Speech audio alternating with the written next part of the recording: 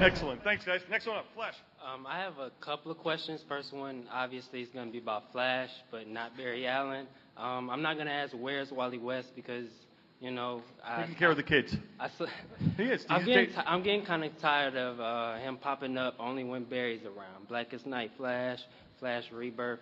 I was lucky enough to get a 2-second cameo of him in Magog last week.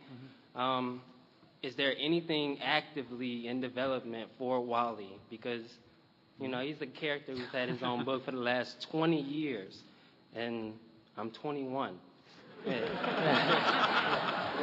Like, I think that I'm not sure how that relates, by the way. I think if he could carry his own book for 20 years, I think he deserves a chance to be around more, not just because, you know, his uncle's back.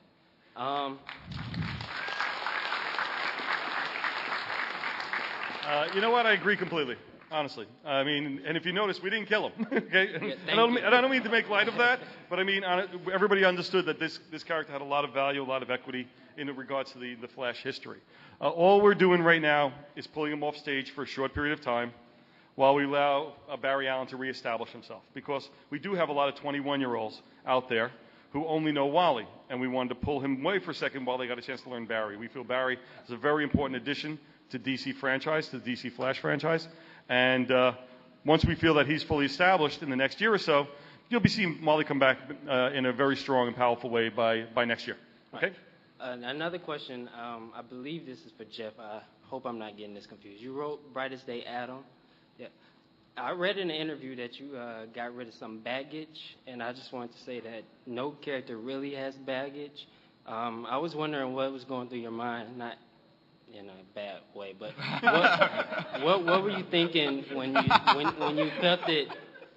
you felt the need to get rid of a character, a part of a character's history, or rewrite history just because this is, you know, something new? He's getting a co-feature, so why you feel necessary to change the past?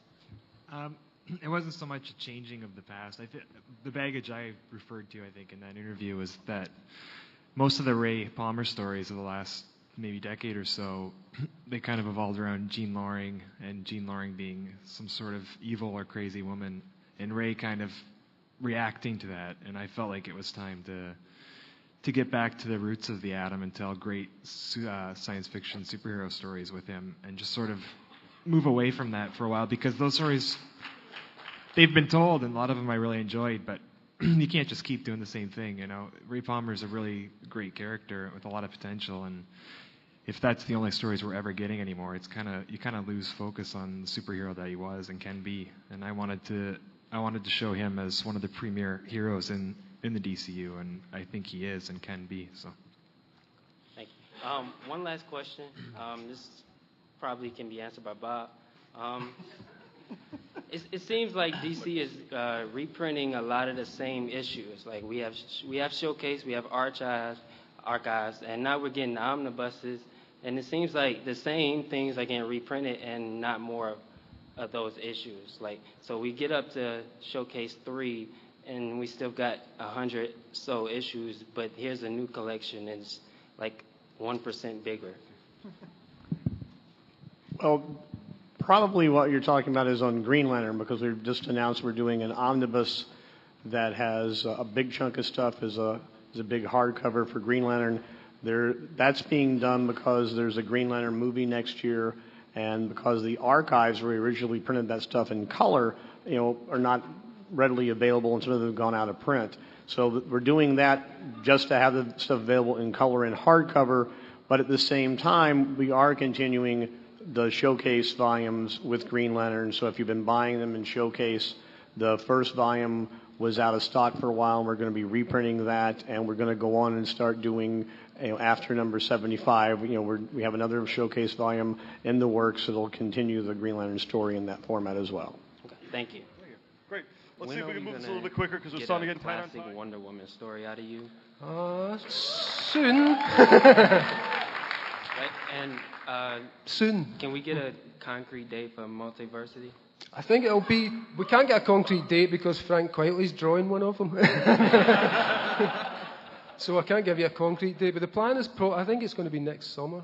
We're starting the artist working on it pretty soon, so and Quietly's kind of almost working on his already, so we're hoping for next summer.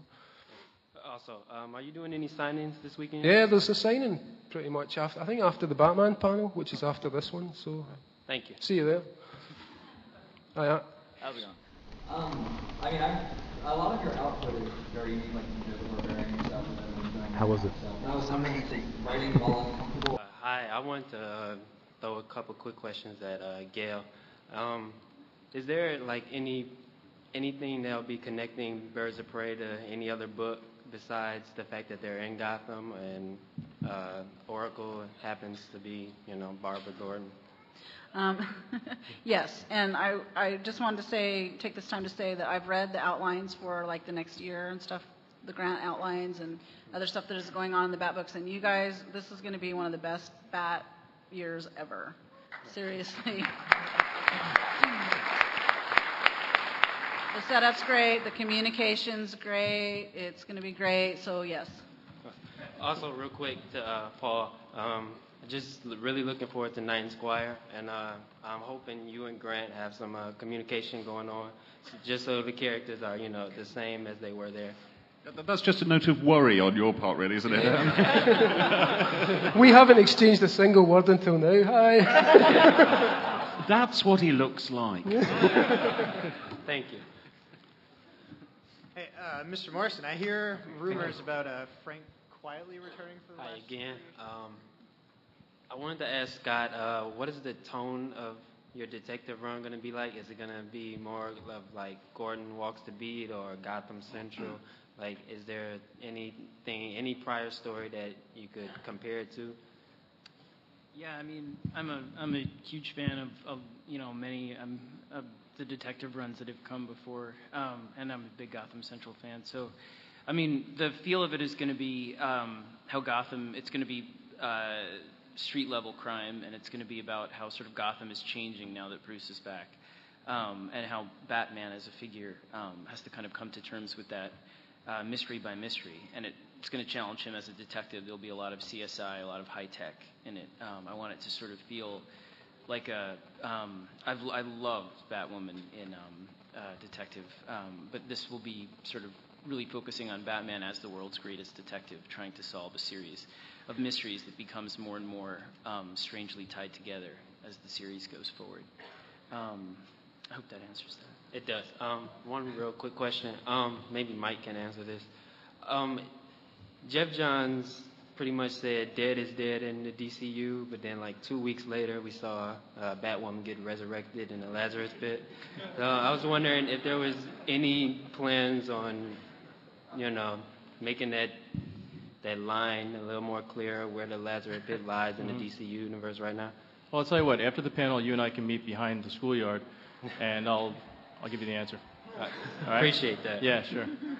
Scott, in your second issue of Detective, will that be the iVampire guest appearance, or? I wanted to ask Mike, how is it possible that Andy Kubert hasn't come back to Batman, and now we have him running around with Flash next year?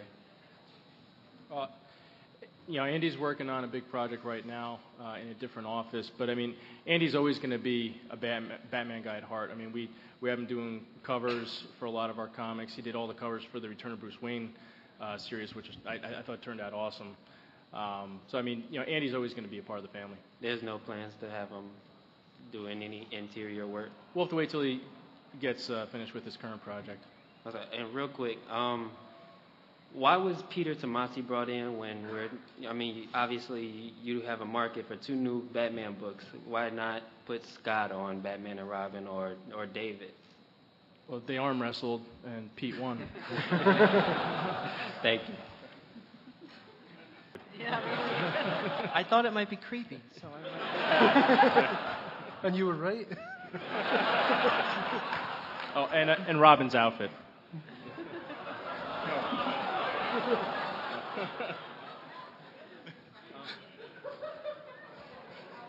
I wanted to ask Grant. Hi. Was it like a Alfred? Just coming at you through the dark. I took the liberty, sir.